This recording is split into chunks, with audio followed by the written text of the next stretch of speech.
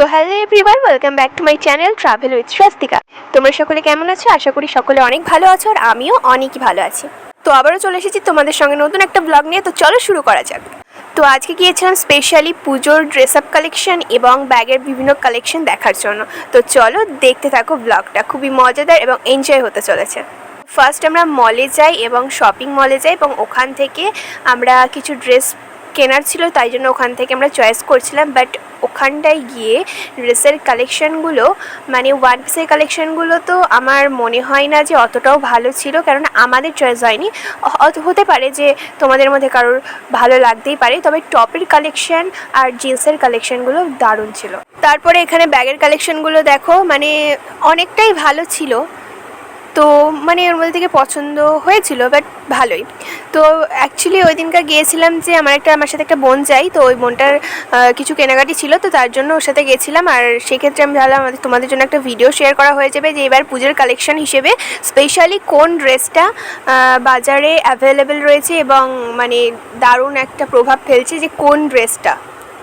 Specially মল থেকে আমাদের অতটা বেশি পছন্দ হয়নি, তাই জন্য আমার স্পেশালি এবার পুজোতে আমি যেটা দেখলাম বাজারে অ্যাভেলেবেল রয়েছে থ্রি পিস, এবং থ্রি পিসগুলো অসাধারণ অসাধারণ বলবো না। ওই যে মেরুন কালারের যেটা দেখছো, মানে একদম ওয়াও। আর এদিকে পিঙ্ক কালারের, এটাও বেস্ট ছিল। আর উপরে টপের কালেকশন রয়েছে, তো দারুণ ছিল সত্যি কথা বলতে। আর তারপরে আমরা এদিকে ওয়ান পিস দেখছিলাম, যেহেতু ওই বোনটা ওয়ান পিস কেনার জন্যই আমার সাথে গেছিলো। তো তারপরে আমাদের হট করে বৃষ্টি শুরু হয়ে যায়, আর এত পরিমাণে বৃষ্টি যে ওখান থেকে যাওয়া আসাটাই মুশকিল। আর আমি ভিডিও করছিলাম, তো ওই লোকটা অনেকক্ষণ ধরে আমাদের দিকে তাকিয়েছিল। তো যাই হোক, আমার ভীষণ হাসি পেয়ে গেছিলো। তো আমাদের স্পেশালি ওই সমস্ত দোকানগুলো থেকে একটা ওয়ান পিস পছন্দ হয়নি। ততক্ষণে আমাদের মানে ঘুরে ঘুরে 2 ঘন্টা হয়েও গেছিলো, তার মধ্যেও কোনো কিছু পছন্দ হয়নি। তারপরে আমরা আসলাম এই দোকানটায়।